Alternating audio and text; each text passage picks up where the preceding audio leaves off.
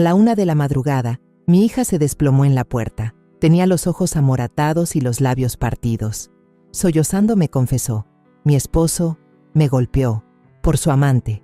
Yo la sostuve en silencio, la ayudé a entrar en casa y sin decir palabra, me puse mi uniforme militar. Listo, cargué las balas, luego marqué el número de mi abogado. Empieza el plan, ahora. Me alegra que estés aquí.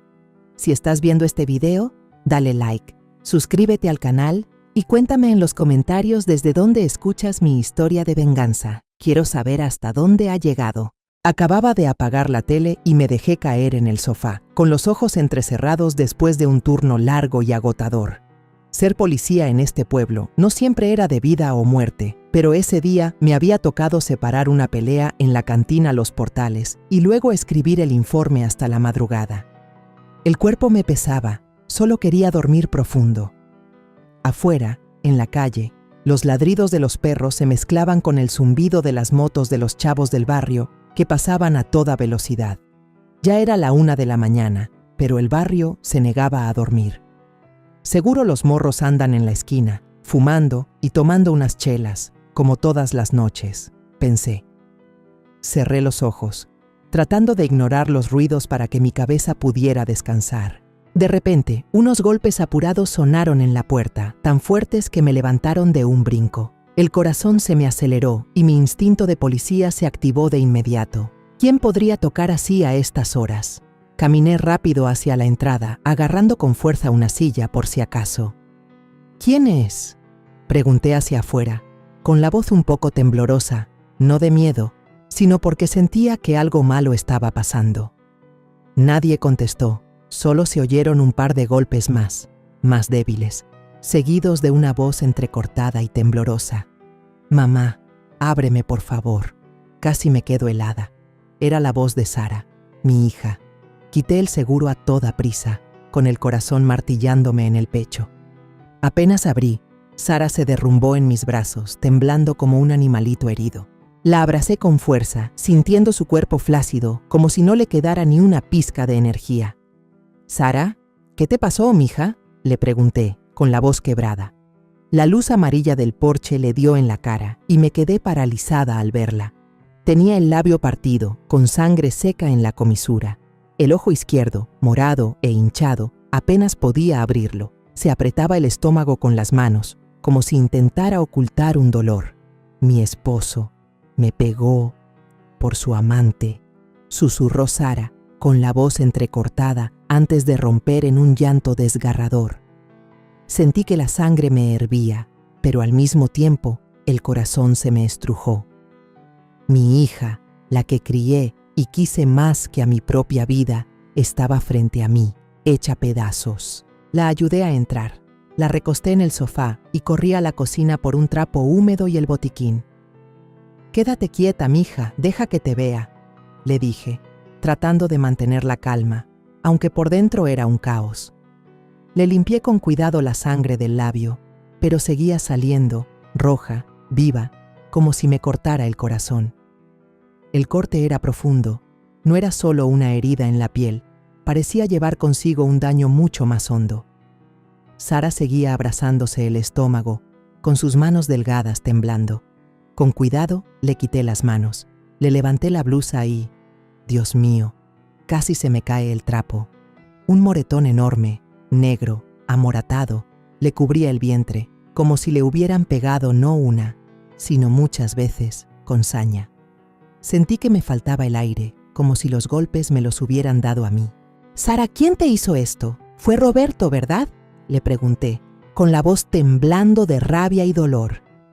Sara no contestó, solo lloró, y sus sollozos rompieron el silencio de la casa. Sin pensarlo más, agarré el teléfono y marqué el número que ya me sabía de memoria de la sala de urgencias del pueblo. «Doctora Figueroa, por favor, prepárese, le llevo a mi hija para allá», dije, apurada. Mi coche estaba en el taller porque le estaban arreglando los frenos, así que pedí un taxi. Mientras esperábamos, me senté junto a Sara, la tapé con una cobija para que no tuviera frío. Su celular, que había dejado en la mesa, no paraba de iluminarse. De reojo, Vi 7 llamadas perdidas de Roberto y unos mensajes que aparecían en la pantalla bloqueada. «Abre la boca si quieres perderlo todo, perra». Sentí que la sangre se me subía a la cabeza. Estiré la mano para agarrar el teléfono. Quería ver más, saber qué más le había hecho. Pero Sara, aunque débil, me lo arrebató con pánico. «Mamá, no veas, no es nada». Me miró con los ojos llenos de miedo, como si con solo tocar ese celular, todo se fuera a venir abajo. No la presioné, solo le apreté la mano para tranquilizarla.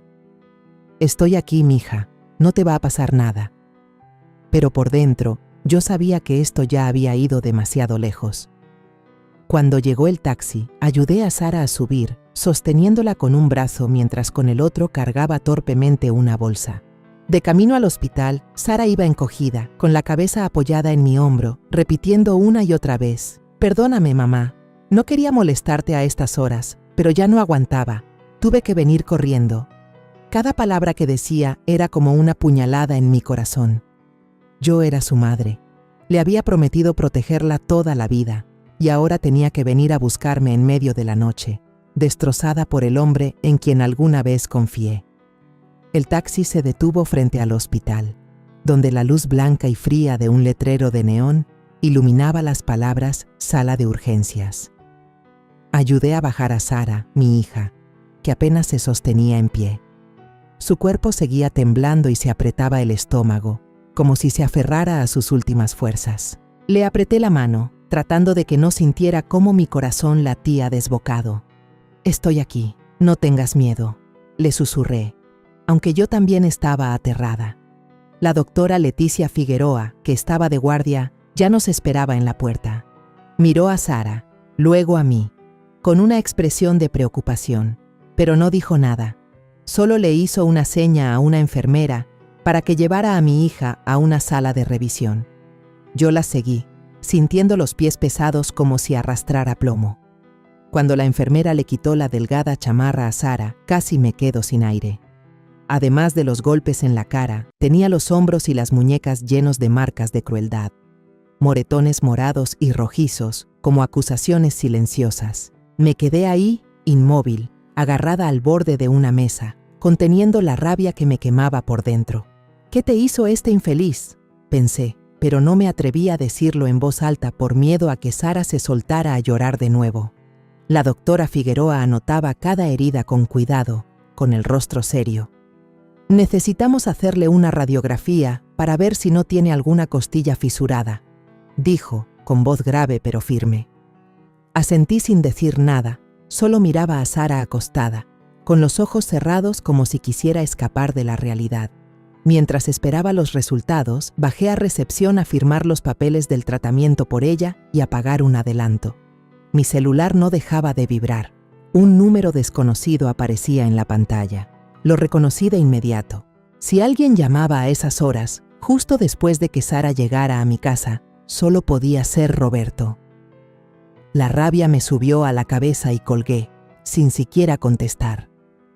No merecía hablar conmigo, no después de lo que había hecho. Cuando volví a la sala, Sara se había quedado medio dormida, seguramente por el agotamiento. Le subí la cobija, con las manos todavía temblorosas. Al ver su rostro, recordé a la Sara de antes, la niña risueña que corría detrás de mí en el patio, gritando: «Mamá, mírame». Ahora esa sonrisa había desaparecido, reemplazada por heridas y miedo. Me senté junto a la cama, viéndola dormir, con el corazón hecho pedazos. Yo era su madre, le había prometido protegerla y la había dejado caer en manos de un tipo como Roberto. Me culpé a mí misma, pero al mismo tiempo, una llama de determinación empezó a arder dentro de mí. No podía permitir que mi hija siguiera sufriendo. Nunca más. Después de que le pusieron suero y se estabilizó, me llevé a Sara a casa. Le preparé un vaso de leche caliente, se lo dejé junto a la cama y cerré la puerta despacio, asegurándome de que estuviera dormida. Estaba casi amaneciendo, una luz tenue se colaba por la ventana. Salí a la entrada para arreglar un poco el desorden y me encontré a doña Camila, la vecina de enfrente, barriendo su patio. Al verme, se acercó corriendo, con voz apurada. «¿Pasó algo anoche en tu casa, Elizabeth?», Oí que golpeaban la puerta y unos llantos. Suspiré y le conté a grandes rasgos que a Sara la había golpeado su esposo, que la había corrido de la casa y que había tenido que venir a refugiarse en la madrugada. Doña Camila apretó los dientes, con los ojos encendidos. ¿Cómo se atreve a tratar así a su esposa? ¡Ese no tiene madre! Asentí, sin decir más, pero sentí que tenía una aliada. De pronto, recordé que doña Camila tenía una cámara en la entrada. «Oiga, doña Camila, ¿su cámara no habrá grabado algo anoche?», le pregunté. Asintió de inmediato, abrió la aplicación en su celular y me mostró el video. Grabé con mi teléfono la escena de Sara frente a mi puerta, tocando desesperada, con su llanto débil resonando en la noche. Ver esa imagen me volvió a doler el corazón, pero al mismo tiempo supe que sería una prueba clave. Le tomé la mano a doña Camila y le di las gracias desde el fondo de mi alma. Ella solo me sobó la mano y dijo con firmeza: «No te olvides de hacer justicia por esa niña. Confío en que puedes hacerlo». Entré a mi recámara, abrí el closet y miré mi uniforme de policía, colgado impecablemente. La camisa azul, los pantalones caqui, el cinturón y la funda de la pistola, todo parecía estar esperándome. Tomé cada prenda, sintiendo la tela áspera bajo mis dedos. En silencio, me cambié, abotonando cada botón, ajustando el cinturón. Cada movimiento era como un juramento. No solo era la madre de Sara, también era policía, y usaría todo lo que tenía para protegerla. Cuando terminé, tomé el teléfono y le marqué a Jaime Elizondo, el abogado de la familia. Su voz sonaba adormilada del otro lado. «¿Bueno?» Fui breve. «Jaime, arranca el plan, ahora mismo». Se quedó en silencio un momento y luego preguntó: «Elizabeth, ¿estás segura?» Respondí sin dudarlo un segundo: «Completamente. Prepárate». Colgué y fui a la sala. Saqué mi cámara digital de un cajón. Me acerqué a la cama donde dormía Sara, le quité la cobija con cuidado y empecé a fotografiar cada una de sus heridas: el labio partido, el ojo morado, el moretón en el estómago.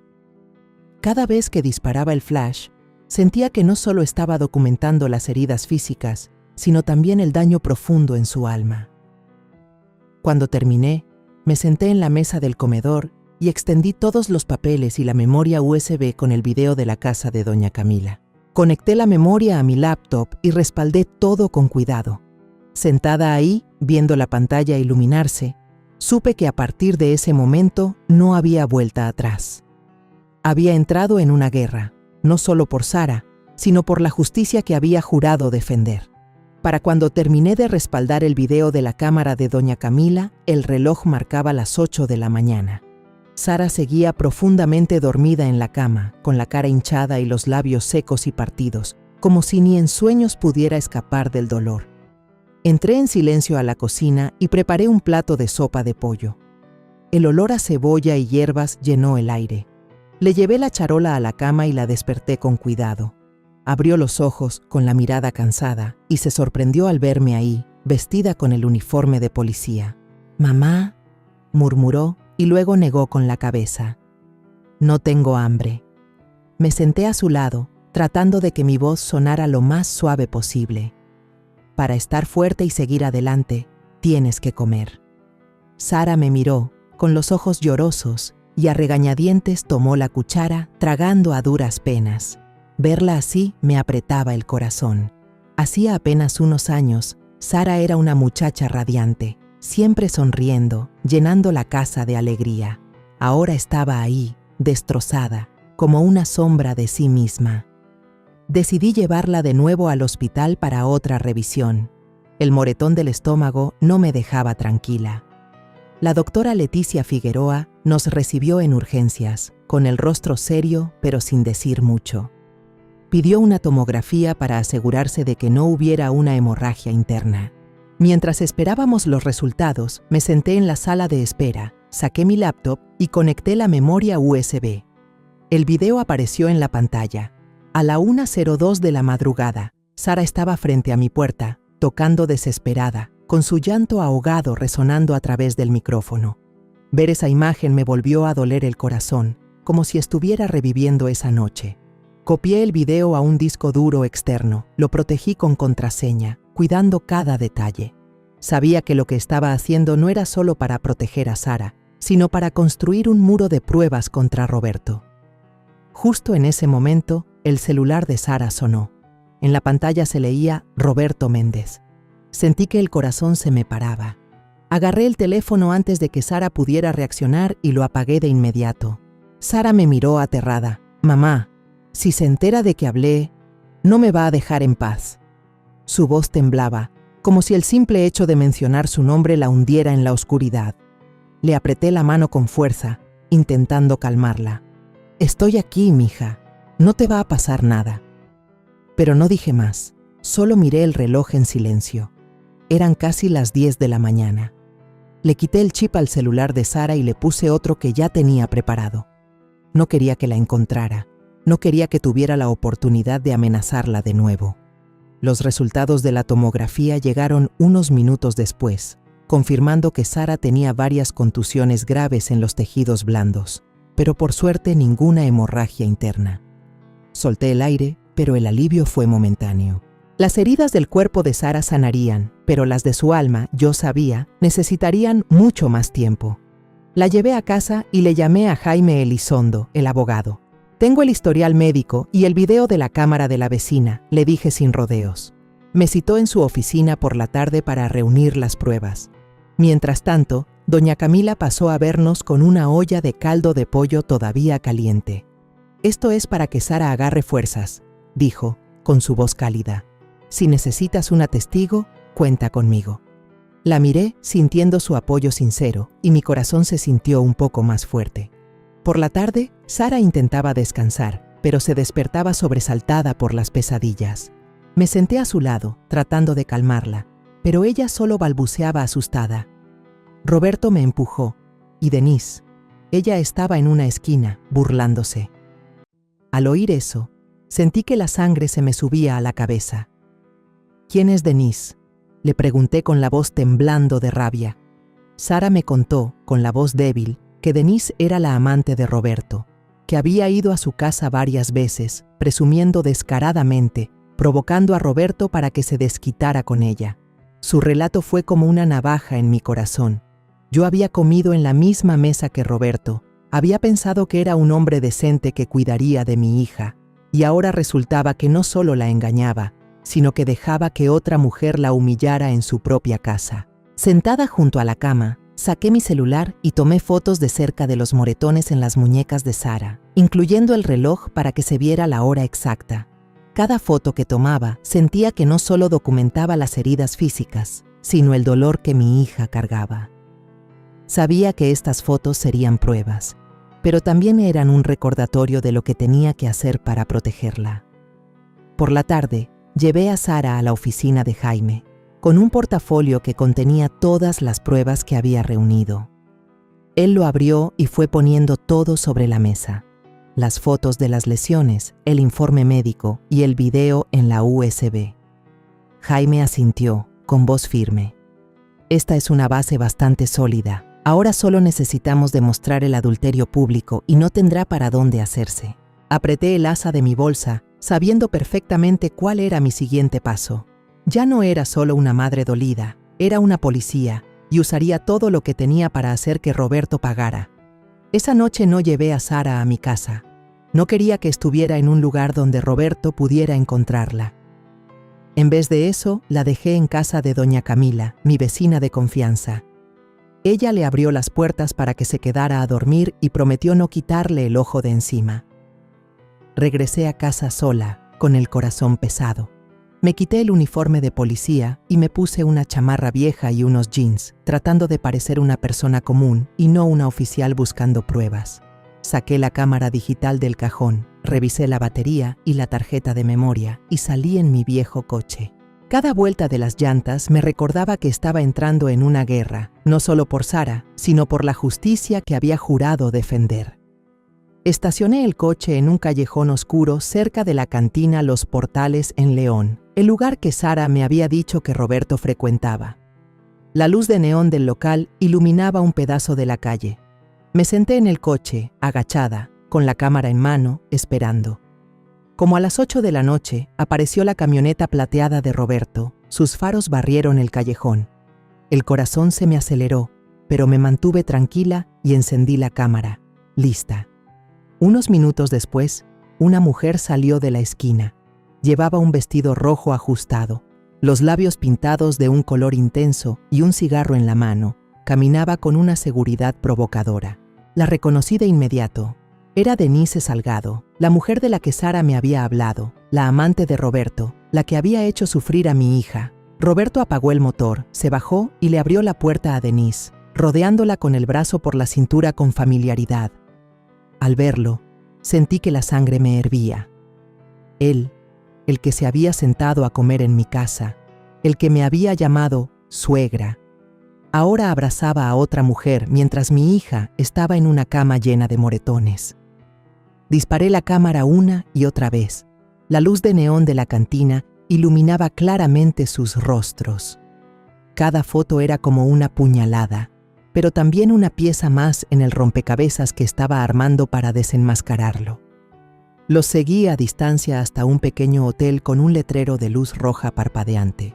No me acerqué, solo me quedé lejos y tomé un par de fotos más de ellos entrando al vestíbulo, de la mano. Luego, rodeé hasta el estacionamiento y le tomé una foto a la placa de la camioneta de Roberto, asegurándome de que un reloj digital cercano mostrara la hora. Cada foto era una bala, y sabía que tenía en mis manos lo que lo dejaría sin escapatoria.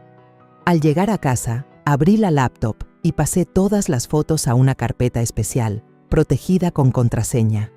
Le llamé a Jaime, el abogado, con una determinación que no pude ocultar. Ya tengo las fotos de su infidelidad, se les ve la cara, se ve la placa del coche. Jaime respondió con voz firme. Excelente, Elizabeth. Guárdalas bien, que no se entere de que las tienes. Asentí, aunque no podía verme, sintiéndome un poco más aliviada al saber que estaba un paso más cerca de la justicia. Justo en ese momento, mi celular vibró. Era Sara, llamando desde el número de doña Camila. Su voz sonaba angustiada. Mamá, le acaba de llamar a una amiga mía para preguntarle dónde estoy. Como ella le dijo que no sabía, la amenazó también a ella. Tengo mucho miedo. Al oír a Sara, sentí que el corazón se me encogía.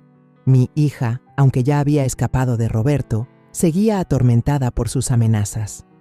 La tranquilicé. Tú tranquila, quédate en casa de doña Camila. Yo lo tengo vigilado. Pero por dentro, sabía que tenía que actuar más rápido, antes de que él encontrara la manera de lastimar a Sara otra vez.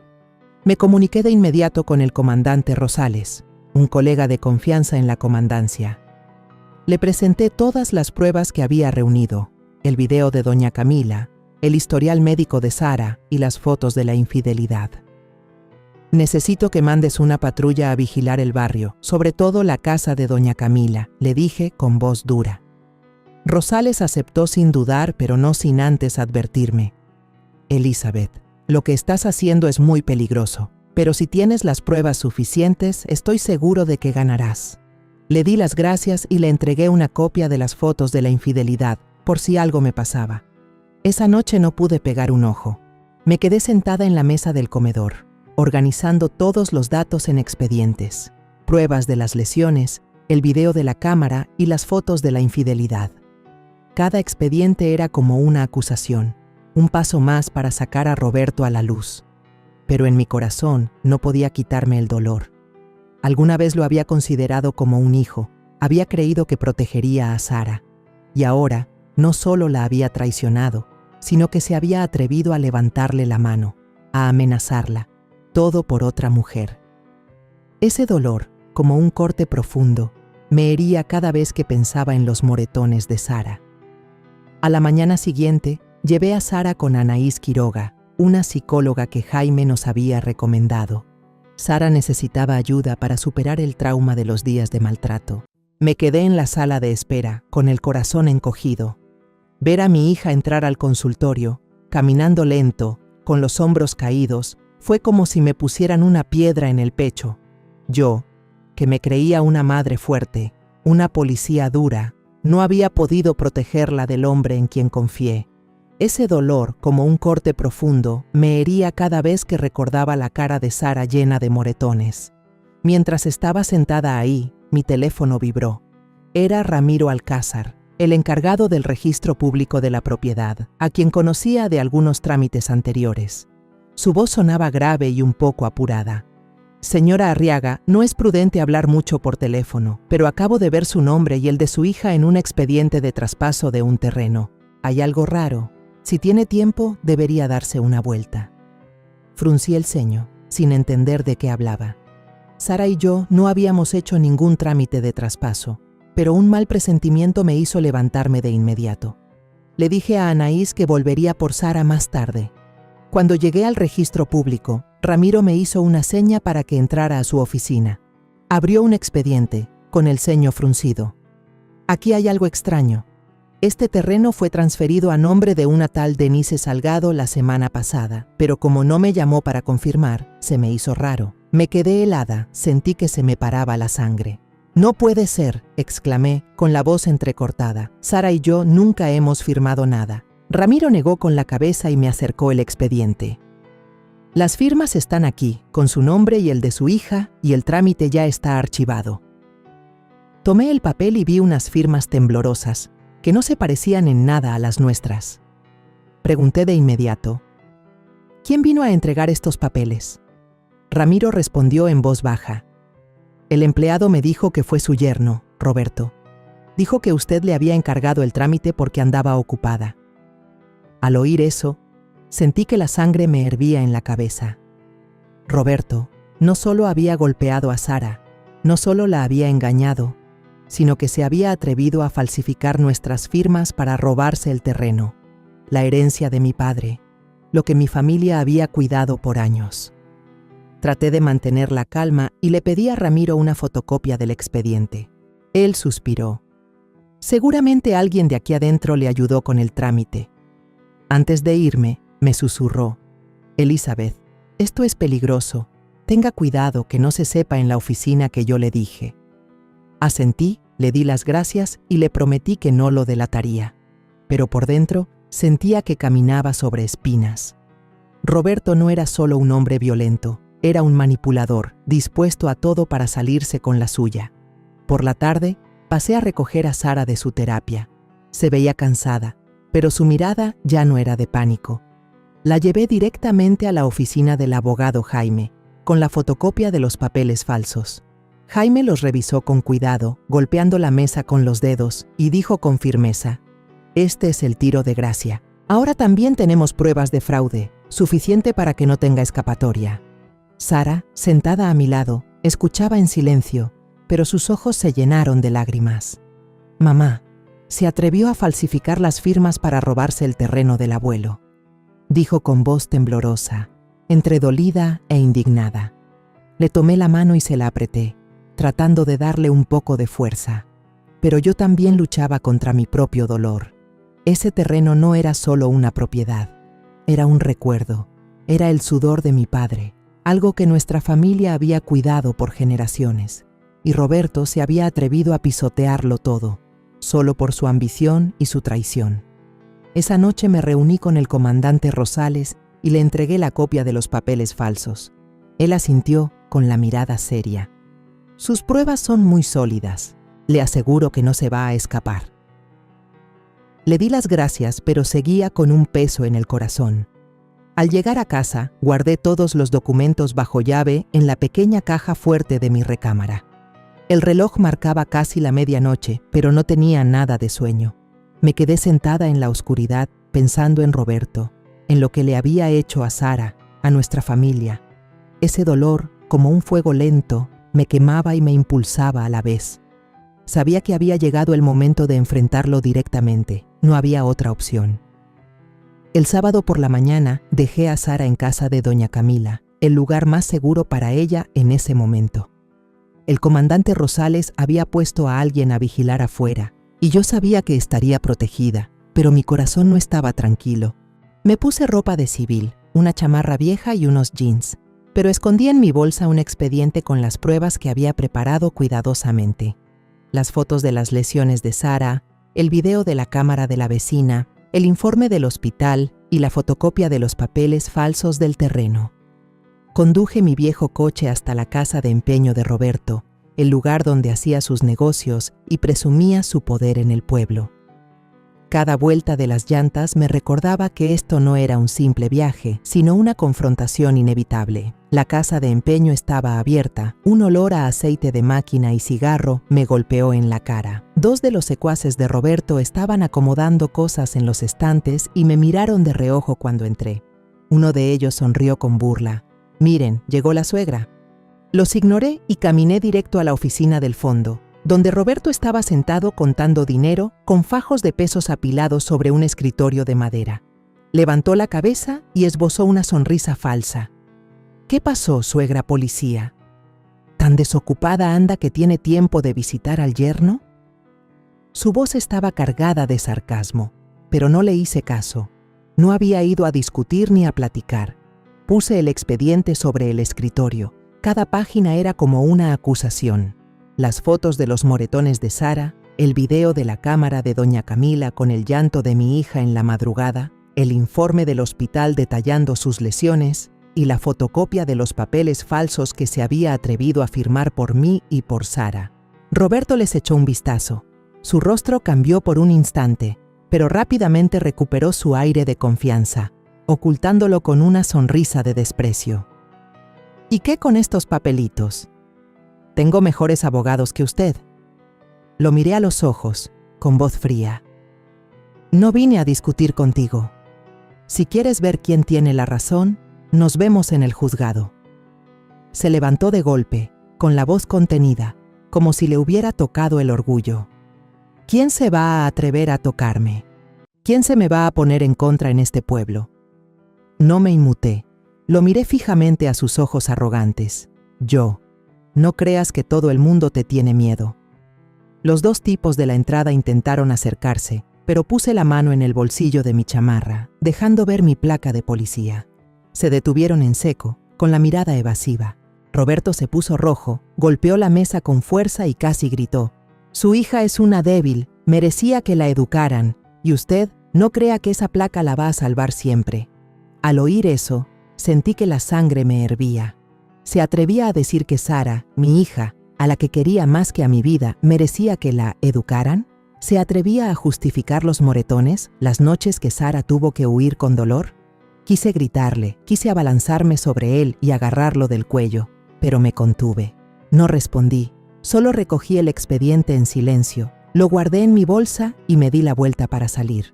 Antes de irme, me giré y dije con firmeza: «Para que te quede claro, a partir de ahora, las reglas del juego cambiaron. No eres tú quien va a educar a nadie, es la ley la que te va a educar a ti». Roberto me gritó a mis espaldas: «Si sales por esa puerta, dejas de ser mi suegra, y entonces no te quejes si me pongo cabrón». Me detuve, lo miré una última vez, sin una pizca de miedo. «Pues considera que, desde ahora, ya no eres el esposo de mi hija». Salí a la calle, donde el viento levantaba el polvo del camino de tierra. Me subí al coche y le llamé de inmediato a Jaime. Llegó la hora de presentar la demanda. Jaime respondió, con voz calmada pero cautelosa: «De acuerdo, prepárate, va a contraatacar con todo». Asentí, aunque no podía verme, con el corazón frío como el acero. Sabía que esta guerra no sería fácil, pero estaba lista. Unos días después de mi enfrentamiento con Roberto en la casa de empeño, los rumores empezaron a correr por el barrio como fuego en pasto seco. Temprano por la mañana fui al mercado por unas verduras, tratando de actuar normal, pero los murmullos me llegaban a los oídos. Dos señoras del puesto de la esquina cuchicheaban: «Esa Sara de seguro se lo inventó. Dicen que le contestaba mucho al marido, por eso le pegaron». Pasé junto a ellas y se callaron de golpe, pero sus miradas me siguieron como si yo fuera la que causaba problemas. En el café de al lado, un señor mayor sorbía su café y negaba con la cabeza: «Elizabeth ahora está usando su placa para fregar a su yerno». Al oír eso, sentí como si me clavaran un puñal en el pecho. Esa gente, la que me saludaba todas las mañanas, la que le sonreía a Sara cuando era niña, ahora se creía tan fácil las mentiras de Roberto. Agaché la cabeza y apuré el paso, intentando que no vieran que se me estaban llenando los ojos de lágrimas. Al mediodía, Jaime me llamó a su oficina. Puso un fajo de papeles frente a mí, con voz grave. Roberto acaba de contratar a Héctor Valdivia, un abogado de la Ciudad de México. Presentó una contrademanda. Dice que Sara inventó todo para extorsionarlo y que tú estás abusando de tu autoridad como policía. Tomé la demanda. Vi la firma de Valdivia en tinta azul, todavía fresca. Las palabras en el papel eran como acusaciones directas contra Sara y contra mí, como si nosotras fuéramos las malas, las que intentábamos arruinarle la vida a Roberto. Sara, sentada a mi lado, se puso pálida y dijo con voz temblorosa: «Mamá, me quiere hacer pasar por una mentirosa». Al verla, sentí que el corazón se me estrujaba.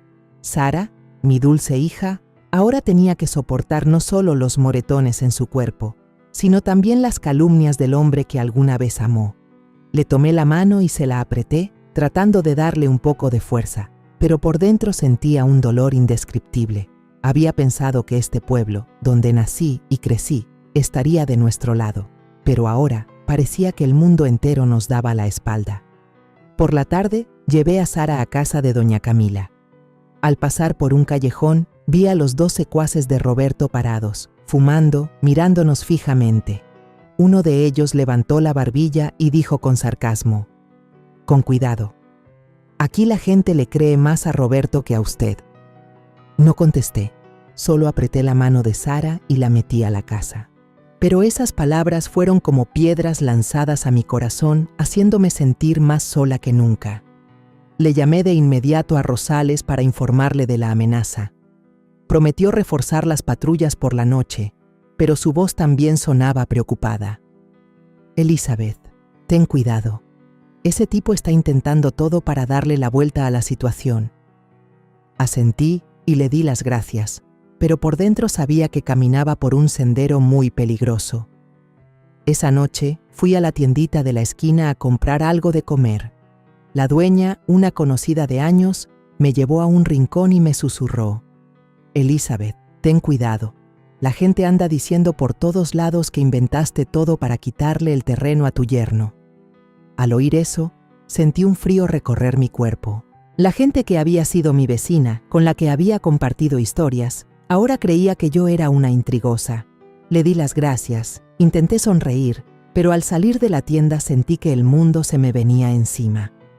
Al llegar a casa, encontré un sobre sin nombre metido por debajo de la puerta. Adentro, una nota con letra garabateada: «Cállate o pierdes a tu hija». Tomé el papel, mis manos temblaban, pero no de miedo. Estaba furiosa porque Roberto se atrevía a amenazar a mi hija, furiosa porque la gente a mi alrededor se dejaba manipular tan fácil. Guardé la nota con cuidado en el expediente de pruebas, sabiendo que sería una pieza más para desenmascararlo. Muy noche, me reuní de urgencia con Jaime en su oficina. Él vio la nota de amenaza y asintió levemente. «Bien, mientras más sucio juegue, más se enreda solo. Pero la opinión pública está de su lado. Necesitamos un golpe fuerte para cambiar las cosas. Y la única que puede hacer eso es Denise». Al oír a Jaime mencionar a Denise, sentí que una pequeña luz de esperanza se encendía en la oscuridad. Denise, la amante de Roberto, podría ser la clave para darle la vuelta a la situación, pero al mismo tiempo sabía que traerla a nuestro lado no sería fácil. Me quedé ahí, en la penumbra de la oficina, pensando en Sara, en los moretones de su cuerpo, en las mentiras que nos estaban asfixiando. Ese dolor, como un fuego lento, me quemaba y me impulsaba a la vez. No iba a dejar que Roberto ganara, no iba a dejar que sus mentiras ocultaran la verdad. Al día siguiente de la tensa confrontación en la casa de empeño, me enteré de que Denise solía frecuentar una pequeña cantina al final de la calle Hidalgo. Supe que era mi oportunidad para cambiar el rumbo del juego, para darle la vuelta a la partida que Roberto creía tener ganada. Me puse una chamarra ancha y una gorra, tratando de pasar desapercibida. Al entrar al lugar, la música ranchera sonaba a todo volumen. El humo de cigarro flotaba en el aire y el olor a cerveza y tequila se mezclaba en el ambiente. Escogí una mesa en un rincón oscuro, me senté y no le quité los ojos de encima a la puerta. No quería que me reconocieran, no quería que nadie de la gente de Roberto me viera antes de que yo pudiera hablar con Denise. Como a las 10 de la noche, apareció ella. Con un vestido corto y ajustado, los labios pintados de un rojo intenso y un cóctel en la mano, caminaba con una seguridad que parecía forzada. La miré y sentí una mezcla de rabia y lástima. Esta era la mujer que había contribuido al sufrimiento de mi hija, pero al mismo tiempo sabía que ella también era solo un peón en el juego de Roberto. Respiré hondo, me levanté y me senté frente a ella. Denise levantó una ceja con la voz a la defensiva. ¿Y usted quién es? No le contesté de inmediato, solo puse un sobre en la mesa en silencio. Adentro había una copia de los papeles falsos del terreno que Roberto había tramado, junto con un estado de cuenta bancario de Denise, lleno de deudas acumuladas y el riesgo de un embargo. La miré a los ojos y le dije, cortante, «Soy la suegra de Roberto. Si sigues de su lado, te vas a hundir con él. Pero si cooperas, te salvas». Denise soltó una risita burlona, pero se le borró de la cara en cuanto abrió el sobre y vio los papeles. Se puso pálida. Su mirada vaciló al ver la firma falsa en el traspaso y las cifras en rojo de sus deudas. Continué, con voz fría pero firme. «El comandante de la policía ya sabe todo. En cuanto empiece el juicio, te van a llamar a declarar por fraude, y hasta podrías enfrentar una sentencia grave. ¿Eso quieres?». Denise se quedó callada un buen rato. La mano con la que sostenía su cóctel le temblaba. Se bebió el trago de un golpe, como para darse valor, y luego dijo con voz temblorosa: «Roberto me prometió que me daría una parte del terreno. Dijo que todo saldría bien, que yo lo tendría todo. Pero ahora entiendo, solo me usó». Al oírla, sentí un poco de lástima. Denise, aunque equivocada, era otra víctima de la manipulación de Roberto. Pero no dejé que mis emociones me ganaran. La miré fijamente. «Tienes una última oportunidad de salir limpia de esto. Declara la verdad en el juicio. Yo tomaré eso en cuenta». Justo en ese momento, la puerta de la cantina se abrió de golpe y entraron los dos secuaces de Roberto. Miraron a su alrededor y sus ojos se clavaron en mí, sentada con Denise. Se acercaron, con cara de pocos amigos. Sin dudarlo, saqué mi placa de policía del bolsillo y la puse sobre la mesa. ¿Quieren intentarlo? Adelante. La luz tenue del lugar brilló sobre la placa, y los dos tipos se detuvieron, retrocediendo lentamente hacia la puerta, con la mirada todavía llena de odio. Denise respiraba agitada, pálida como el papel, agarrándose al borde de la mesa. La miré y le dije, con voz grave pero decidida: «¿Ya ves? Roberto no puede protegerte, solo te va a arrastrar con él». Denise se mordió el labio. Sus ojos se debatían entre el miedo y la determinación. Finalmente asintió. «Está bien, voy a declarar. Pero tiene que prometerme que estaré a salvo». No le prometí mucho, solo asentí. «Si haces lo correcto, haré todo lo que pueda». Le llamé de inmediato a Rosales, le conté la situación y le pedí que consiguiera un departamento seguro en las afueras para que Denise se escondiera.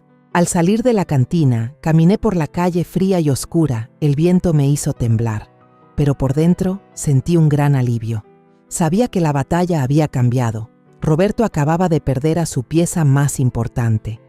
La mañana del juicio me desperté a las 5, cuando el cielo todavía estaba oscuro. Fui a la cocina y preparé un caldo de pollo ligero. El aroma suave parecía querer calmar la tensión que se sentía en la casa. Le llevé la charola a la cama, donde Sara aún dormía. Verla ahí, con la cara todavía un poco hinchada y los labios secos, me apretó el corazón. La desperté con cuidado, susurrándole: «Come algo, mija, para que tengas fuerzas». Sara abrió los ojos, con la mirada cansada, pero asintió y se sentó lentamente. Le ayudé a ponerse un vestido largo de color azul claro y le puse una mascada delgada para tapar el moretón que aún se le notaba en el cuello. Le arreglé el cabello y le dije en voz baja: «Ya no tienes por qué agachar la cabeza». Sara me miró, con los ojos llorosos, pero no dijo nada. Solo me tomó la mano, como si fuera la única forma de sentirse segura. Afuera de la casa, el comandante Rosales ya nos esperaba con una patrulla. Me saludó con un gesto de cabeza. Su mirada era seria pero cálida. Organicé una escolta, Elizabeth. Hoy todo saldrá bien, dijo.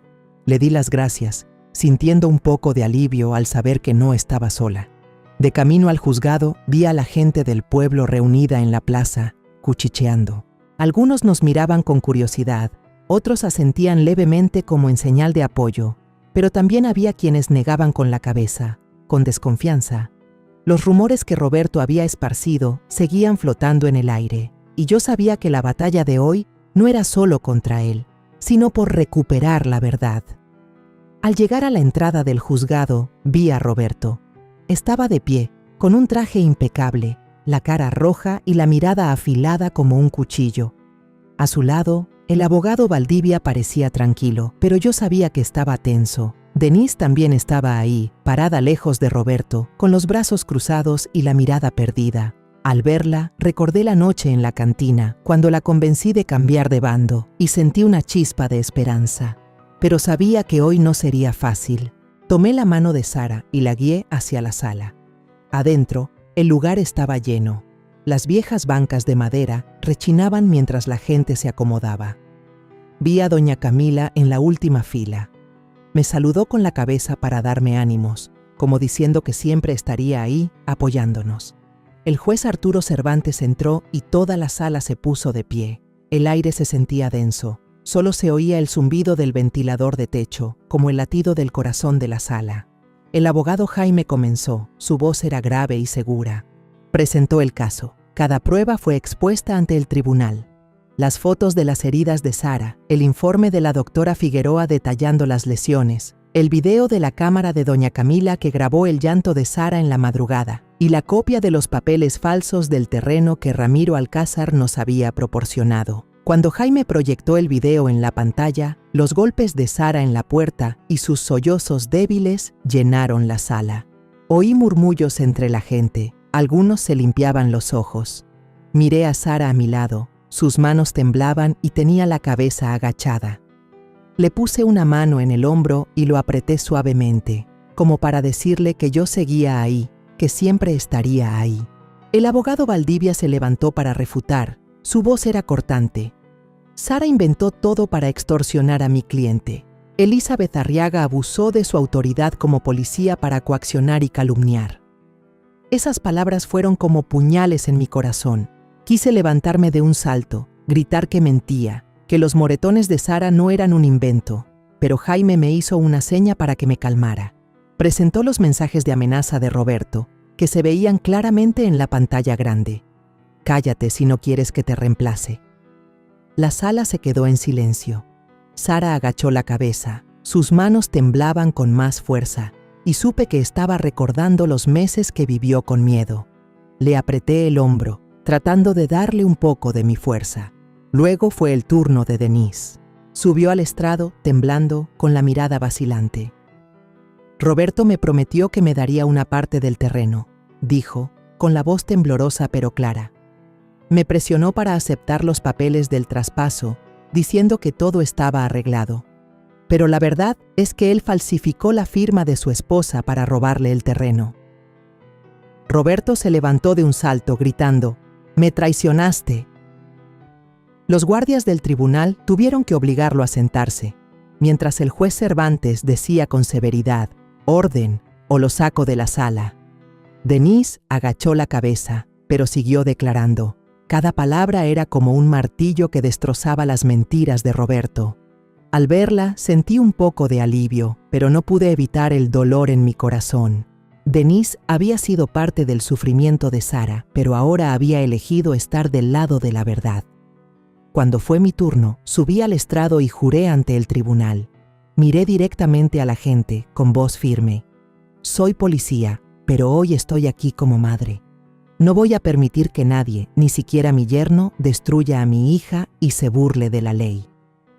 Señalé a Roberto, sin una pizca de miedo en mi mirada. Ese hombre no es un esposo, no es un padre, es solo un abusador y un mentiroso. La sala entera murmuró. Algunas de las personas que habían creído en Roberto se miraban confundidas. Vi la mirada de doña Camila, asintió, como diciéndome que había hecho lo correcto. Finalmente, el juez Cervantes se puso de pie para leer el veredicto. Su voz era grave y clara, pero yo no oía cada palabra. Solo supe que dictaba una orden de protección para Sara. Congelaba todos los bienes de Roberto, anulaba el traspaso del terreno y enviaba el caso al Ministerio Público para investigar los delitos de usura y violencia familiar. Un estruendo de murmullos llenó la sala. Roberto se desplomó en su silla, con la cara pálida, como si toda su fuerza se hubiera esfumado. Valdivia se quedó en silencio, quitándose los lentes para limpiarse el sudor. Tomé la mano de Sara y la saqué de ahí. El sol del mediodía brillaba intensamente en las escaleras del juzgado y oía a la gente susurrar: Elizabeth ganó la justicia. Pero por dentro, yo sabía que esta victoria no borraba las heridas que Sara había sufrido. Solo esperaba que, a partir de hoy, ella pudiera empezar a encontrar de nuevo su sonrisa. La tarde del juicio, cuando el juez Arturo Cervantes terminó de leer el veredicto, la sala estalló en murmullos. No escuché cada una de sus palabras, pero cuando vi a Roberto desplomarse en su silla, con el rostro pálido, supe que habíamos ganado.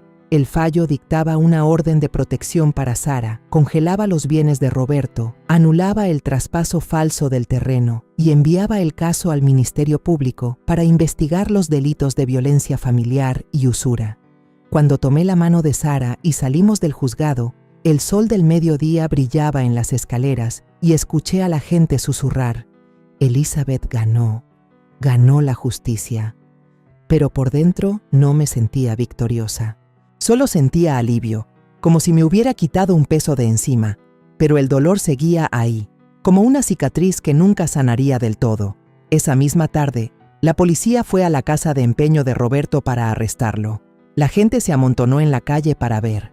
Algunos le chiflaban, otros le gritaban insultos a la cara. Yo no estuve ahí, pero a la mañana siguiente, cuando el periódico local publicó una foto de Roberto con ropa de reo y las manos esposadas, bajo el titular «Dueño de casa de empeño arrestado por violencia y fraude de tierras», sentí algo extraño. No era alegría, era una especie de liberación.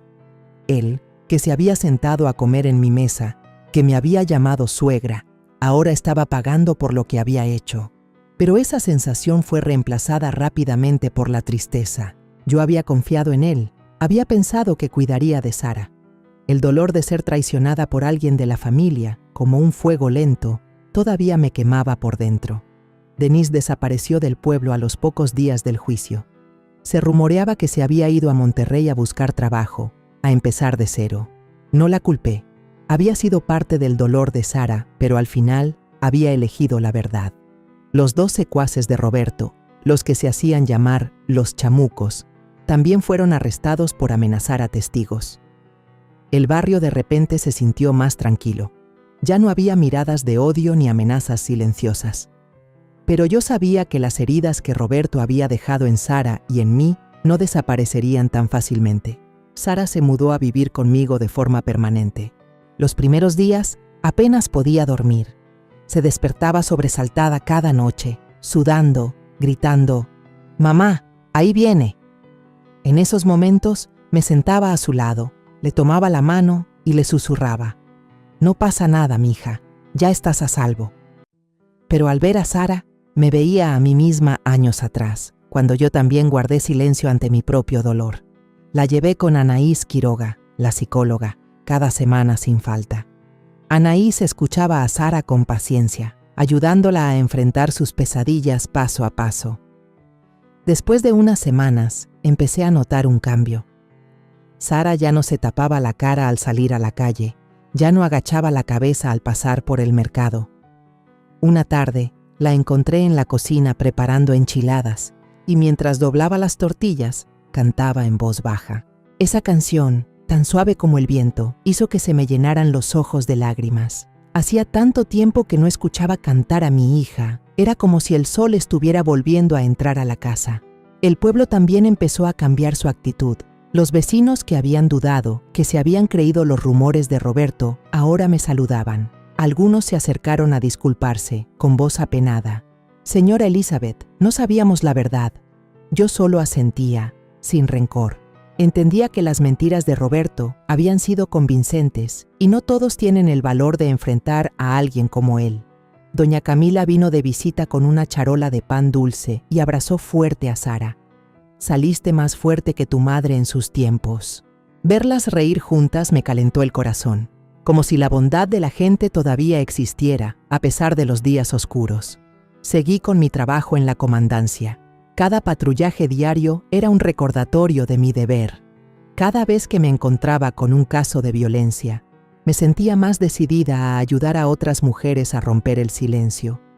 Una vez encontré a una muchacha llorando afuera de la estación, con los ojos rojos, abrazada a su bolsa. Me senté a su lado y le dije con voz suave: «No estás sola. Mi mamá lo vivió, mi hija lo vivió, y yo también me quedé callada una vez. Pero hoy sé que el silencio solo alimenta al monstruo». La muchacha me miró. Las lágrimas seguían corriendo, pero había un brillo nuevo en sus ojos. Sabía que no podía borrar su dolor, pero al menos podía mostrarle que había alguien dispuesto a escuchar. Unos meses después, Sara se sintió lo suficientemente fuerte para volver a trabajar.